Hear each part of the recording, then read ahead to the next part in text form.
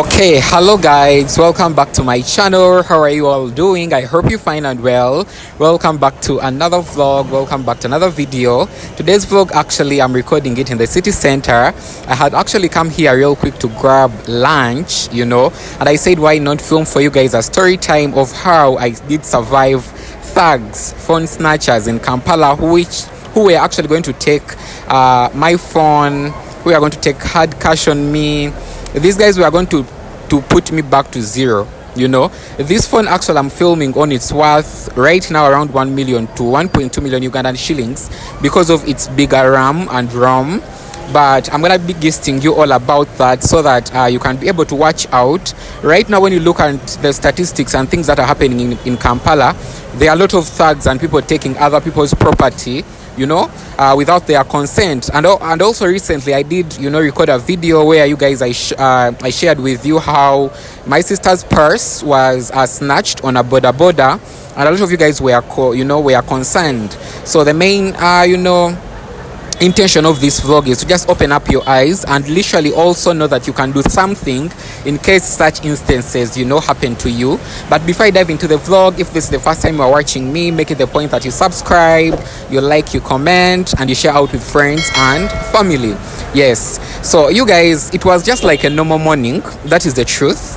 A normal morning in Kampala. I woke up quite early in the morning. I did my meditation. After doing my meditation, I prayed, did all that amazing good stuff I do in the morning. But as I was doing everything, I was actually having a second heart. And by then I was actually just starting my spiritual journey, if that makes sense. I was just on the verge of starting my spiritual journey.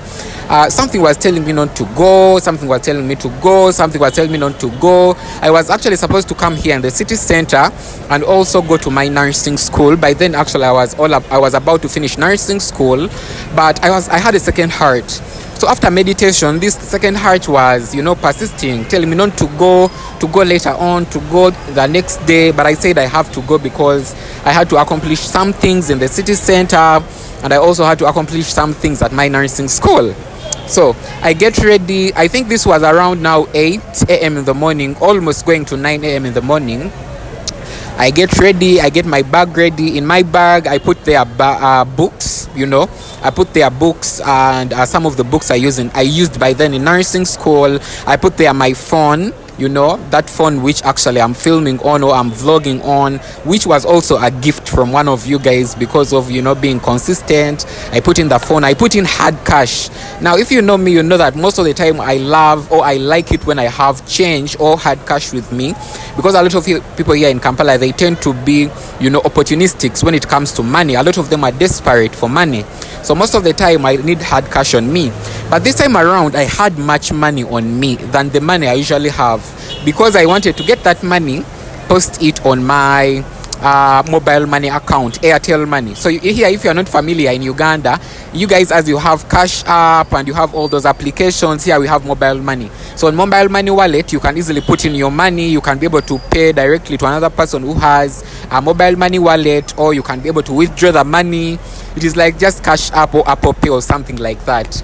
So I get out of the house, I closed very well. I'm having a second heart. Most of the time I pray, I wish myself the best for the journey.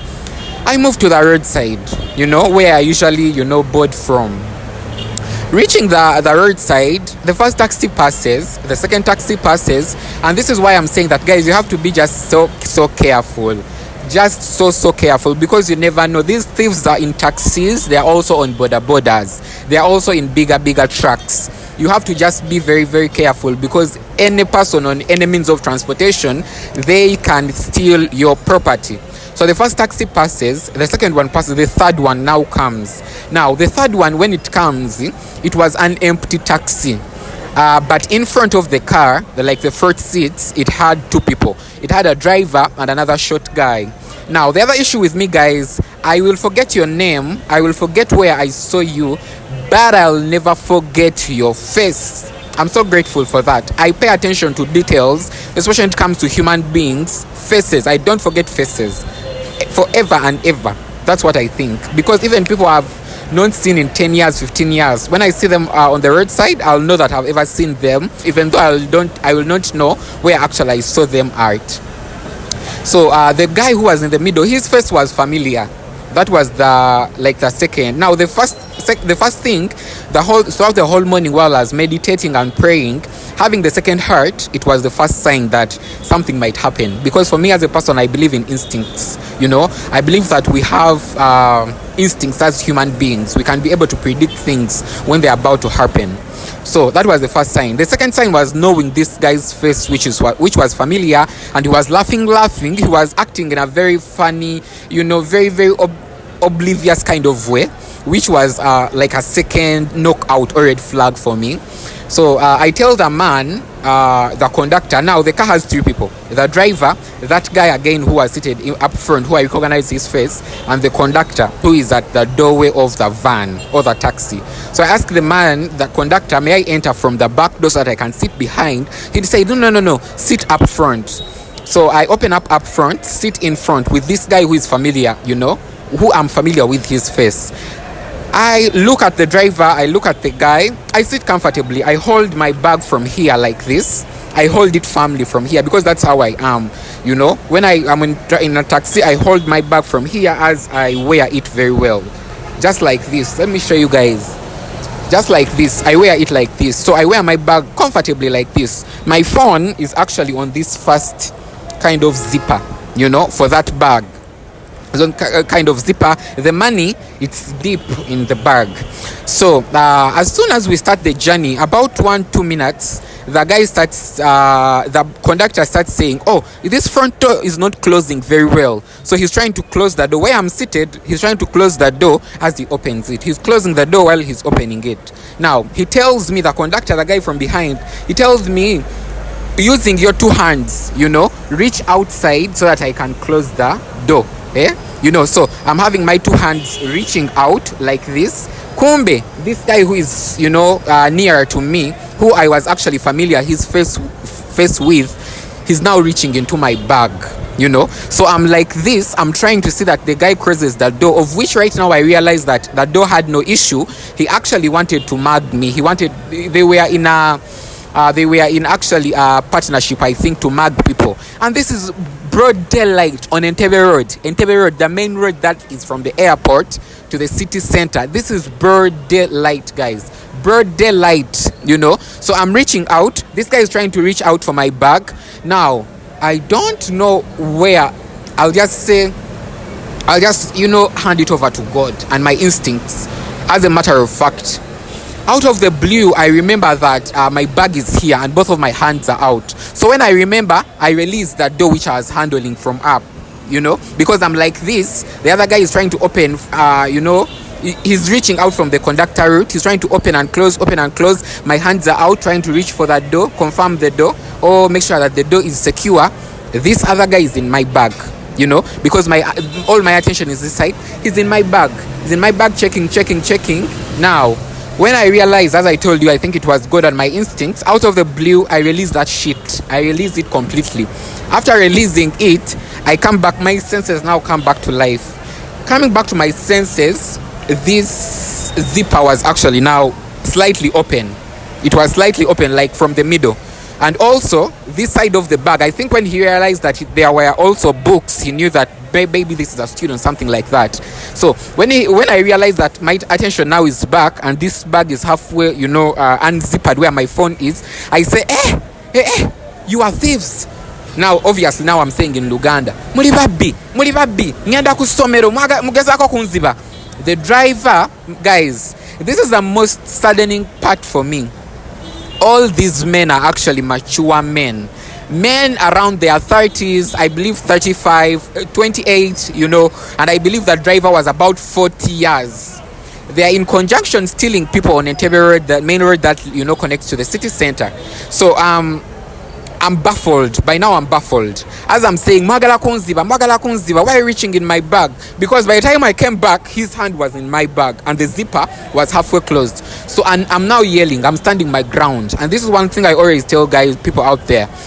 Have the courage enough to stand your ground. It's very, very absolutely important. So I put on my courage mask. I tell them, Mwagala kunziba. You want to, to mug me? Are you thieves? By now, obviously, they are thieves because I've realized. Mwagala kunziba. The driver now out of the blue, this guy looks like he's in his 40s. He stops the car at once. Stopping the car at once, the conductor actually from the back, he opens up the door. Opening up the door, the guy in the middle, who I'm familiar with his face, he tells me to move out. Before even he finishes the word move out, or the words move out, I'm already out of that taxi. As soon as I'm out, they close the door, shh, on a very high speed.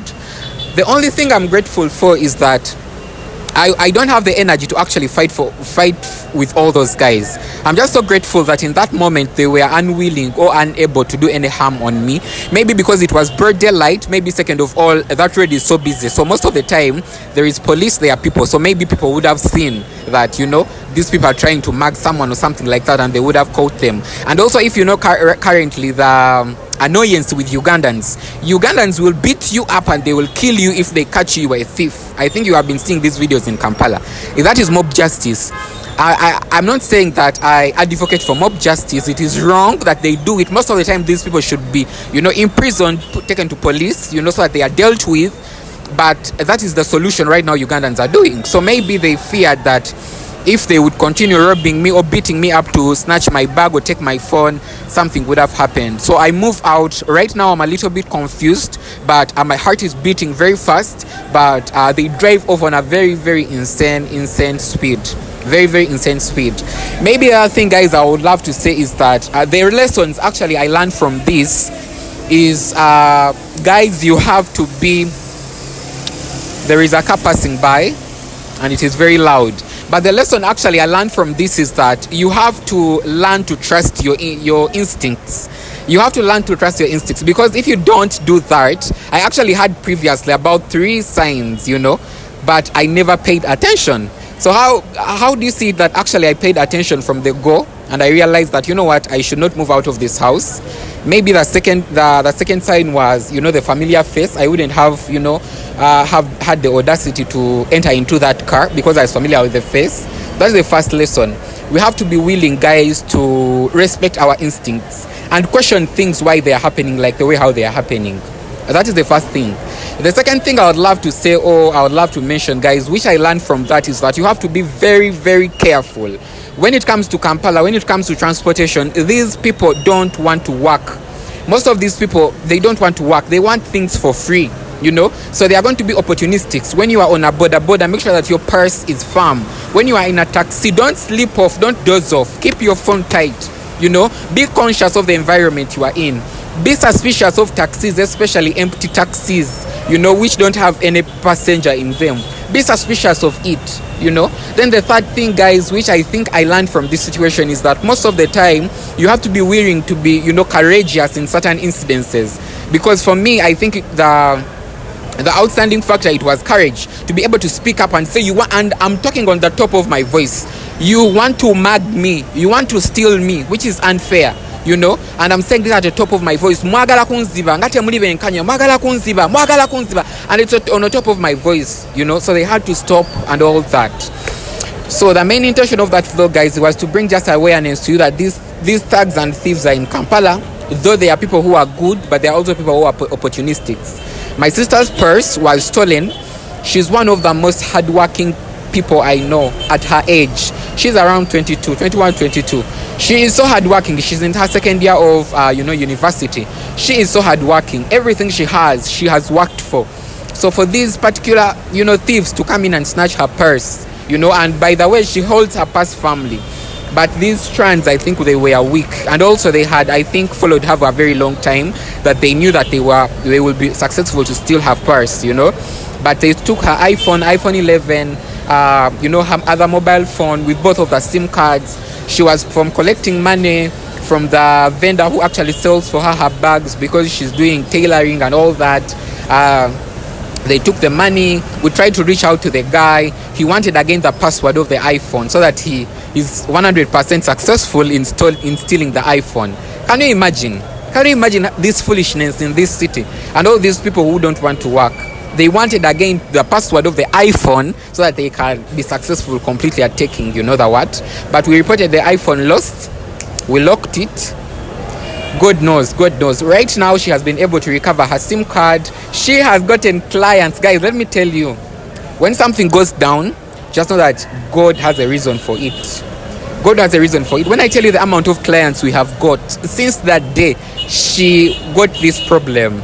People have been ordering in bags, 60,000, 50,000, 70,000. And she is working. She's back on her feet. Right now, we are sourcing for different information to see that she gets a brand new, even though it's not a brand new, but a good iPhone. We are opting for iPhone 12, so we are in conjunction. I'm working with her to see that we get a good seller who can be able to get for her this phone and get back on her feet, because I want to see her back on her feet. I believe in her. She's a hardworking young lady, and I know that she will make it.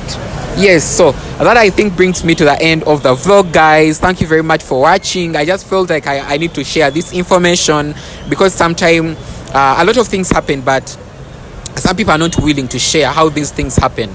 You have to be very careful in Kampala. Kampala is a beautiful, amazing city full of gracious people, hardworking people, but also opportunistic people are here. So you have to be very, very, very, very absolutely careful how you deal with your property. So with that, actually, it brings me to the end of the vlog. Don't forget to subscribe, to like, to comment, and share it with friends and family. I've actually been recording this video from Rib Restaurant, which is in the city center. It is on Benchiwanika Street. Feel free to pass by. They have nice food, and yeah, they haven't given me actually a discount or anything like that, but I love the place. Yes, Tanyanishailoc switching out. Bye for now.